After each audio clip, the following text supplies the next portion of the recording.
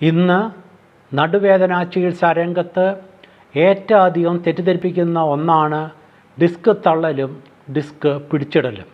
Disk ചികിത്സയിൽ യാതൊരുവിധ സാമ്യവുമില്ലാത്ത പലതരം കോപ്രായങ്ങൾ നമുക്ക് കാണാൻ സാധിക്കും. ഡിസ്ക് തള്ളിപ്പോകുമെന്ന് ഒരു വൈദ്യപുസ്തകങ്ങളിലും പറയുന്നില്ല.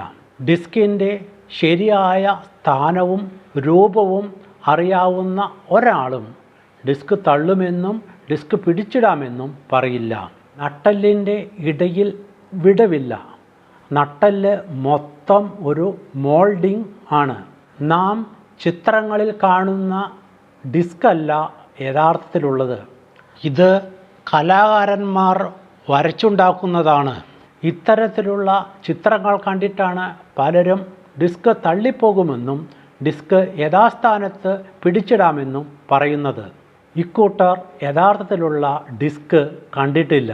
ഡിസ്ക് ഇരിക്കുന്നത് പുറത്ത് നാം തടവിയാൽ കാണുന്ന നട്ടെല്ലിൻ്റെ പിൻഭാഗത്തല്ല, മറിച്ച് നട്ടെല്ലിൻ്റെ മുൻഭാഗത്താണ്.